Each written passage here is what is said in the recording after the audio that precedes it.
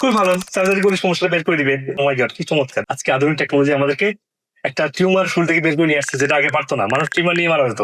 এরপরে তো শেষ নাকি? ভালো গেছে রাতে না। আমরা এবার বলছি বয়স 30-40 হয়ে গেছে, একটু ব্লাড প্রেশার, ডায়াবেটিস দেখা দিচ্ছে, এটাই স্বাভাবিক, এটাই ধরে নেই।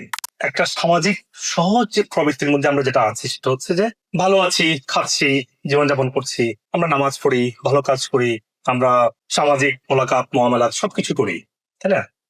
জীবনযাপনের জন্য যা প্রয়োজন সবকিছু করি, আনটিল কোথাও পেইন, কোথাও কাজের ব্যাঘাত হচ্ছে, একটু ডিসকমফোর্ট, একটু ইমব্যালেন্স ফিল করছি, বা রোগের লক্ষণ দেখছি, সেই পর্যন্ত আমরা আমাদের জন্য কিছু করতে পারি না, বা করার চিন্তা করি না, বা দরকার মনে করি না, এবং এটি আমাদের কালচার হয়ে আসছে।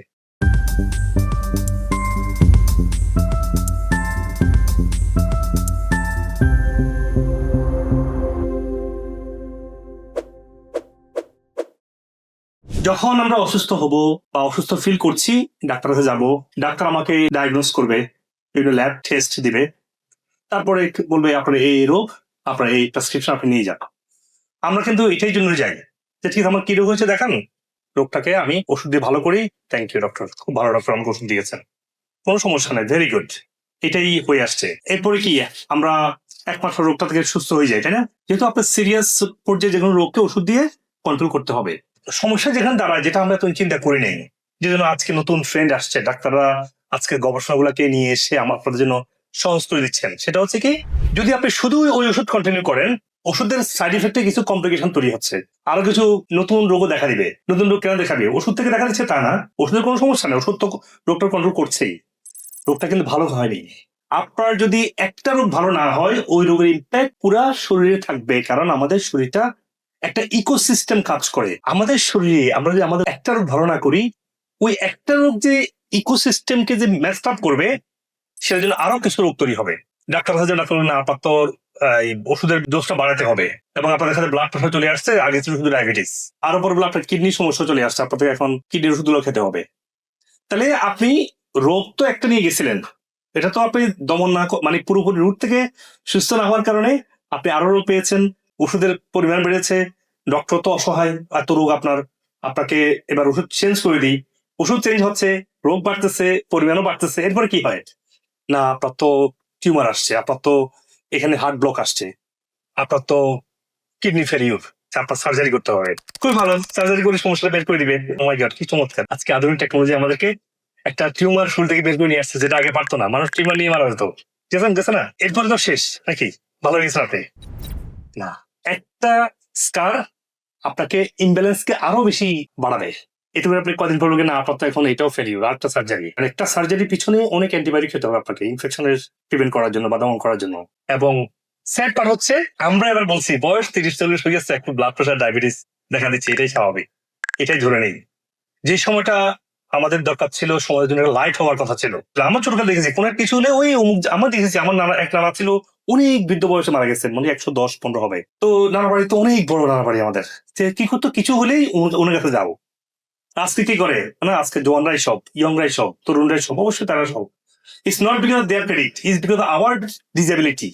আমরা বৃদ্ধ হয়ে আমাদেরকে এক একে শেষ করে দিচ্ছি আমরা, কারণ আপনার শরীর ঠিকঠাক, ব্রেন ঠিক থাকবে না, এখানে কিছু নেই, এটা উইন্ডো খালি।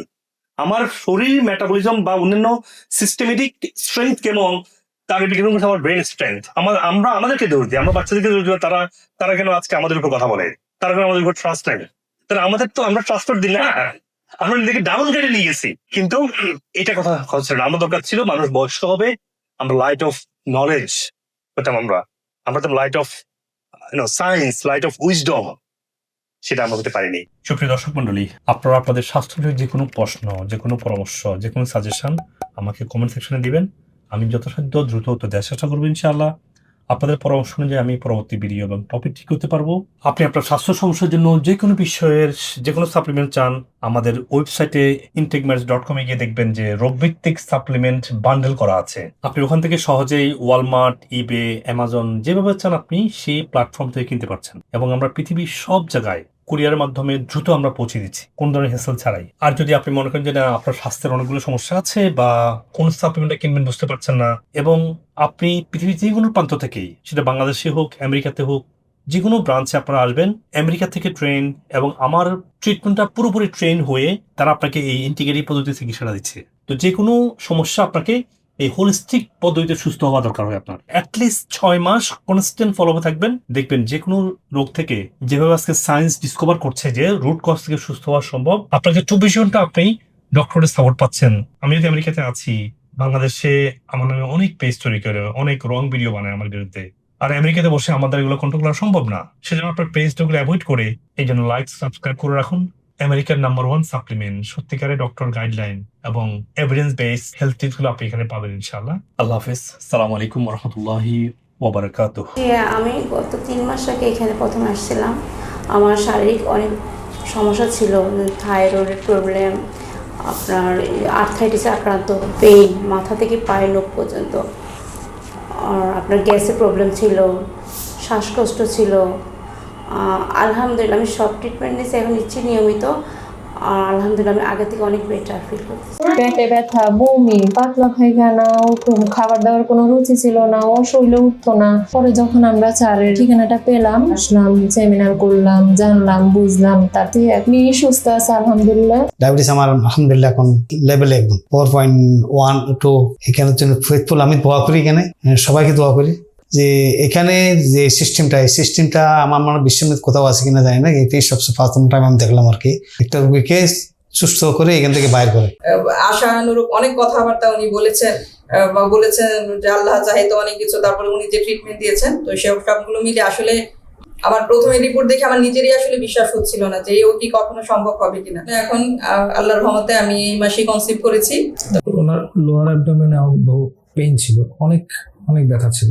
আলহামদুলিল্লাহ এই ওষুধ খাওয়ার পর আস্তে আস্তে ওই ব্যথাটা চলে গেছে। তারপরে আমার কিডনিতে একটু দেখাইছে। যখন হক সাহেবের কথা শুনছি, মুজিবুর রহমান হকের, তখন শুনতে শুনতে আজ 5 মাস আমি নামাজ পড়ি, আবার শুনি, যত শুনি যাতে এতই ভালো লাগে। মুজিবুল হকের অনেক অনেক ধন্যবাদ, ওনাকে আল্লাহ জান্নাত ফেরদাউস দাও, সব ডাক্তারগুলোই ধন্যবাদ।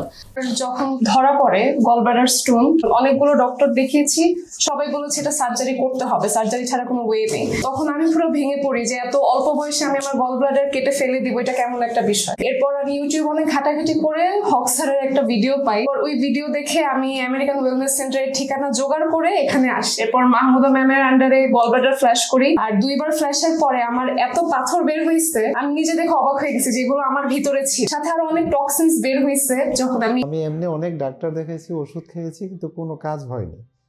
তো পরে মূলত এখানে আসা, তা আমিও আকু দেই এবং আল্লাহর রহমতে আমারও অনেক উপকার হয়েছে। আমি এখন একেবারে মোটামুটি বলতে গেলে 99% সুস্থ।